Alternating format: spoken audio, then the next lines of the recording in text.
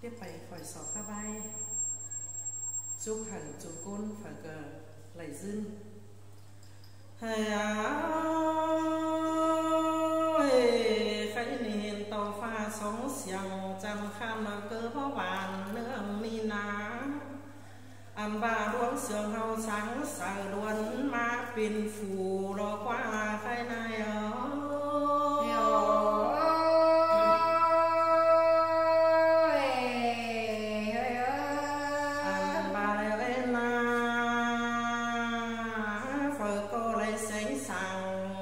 luông dườn là cánh hơn kín lo qua hao ná pe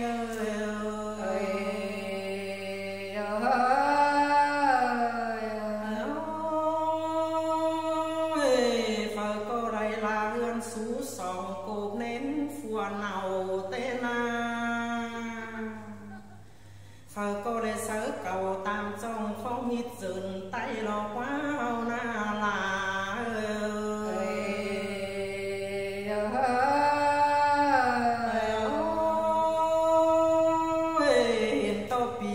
chân mít bày bầu mi nhăn thả tê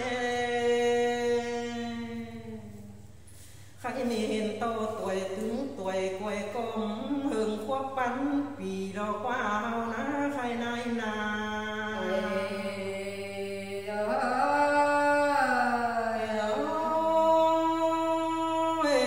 quần những có chiếc sò quam cao mài chút bùn chu côn dườn hào còn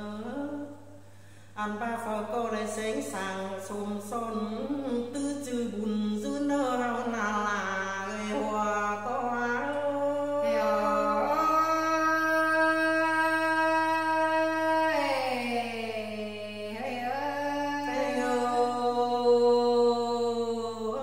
phở cô lại rủ hào tụ mưa nên bàn tướng xuồng hao nơ khai na là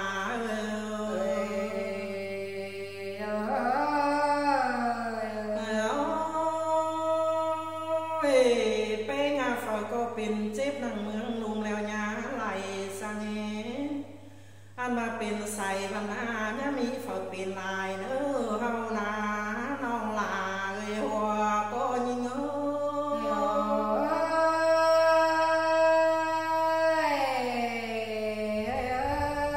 อันบาเดฝอก็ได้รู้หาวตุกมือเฮือนสาวสวนลาลีเนอเฮา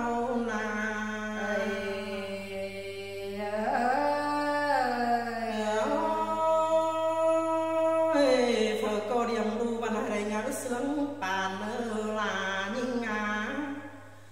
báo cô tình du làn leo hợp bếp bàn bàn khuống nên nơ là nơ hòa có nhìn nơ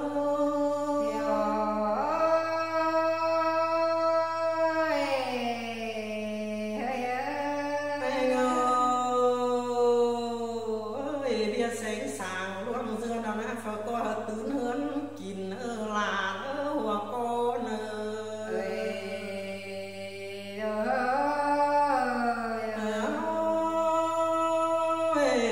sườn càn ban là so chúc ban tướng tên qua hào có hao ni lâu quá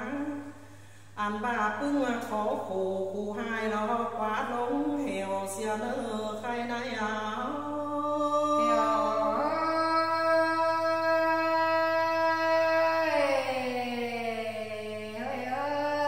ăn ba phải có áo bùn đi tướng tên bùn mà lê dơ phở cô đây dướn màn mướn hoi là ná hươn rào mình nỡ hâu na là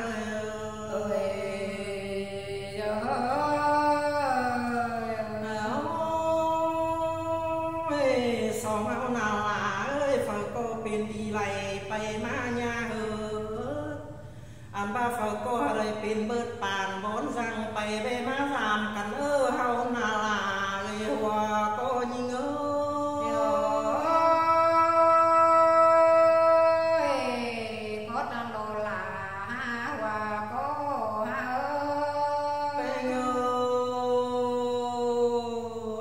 phở cô đây là hương sú phùa tứ nên chung mà anh ba tên đô là sung ô đeo ná dươn màn mướn bì nỡ hao na là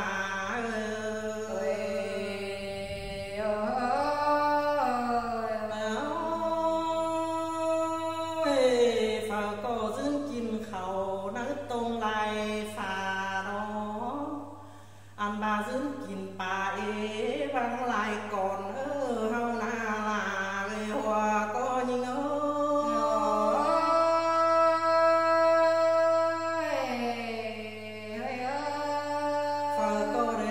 sòng luôn dườn đều na vườn rào sáng sờ lê lơ phở phở lại đáng chờ chầu áo lì nơ hao na là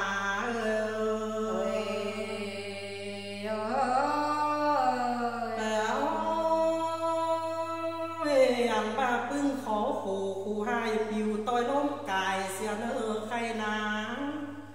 anh bà xài sườn phở cô hờ mặn dưng bì hồi khoác nơ nòng là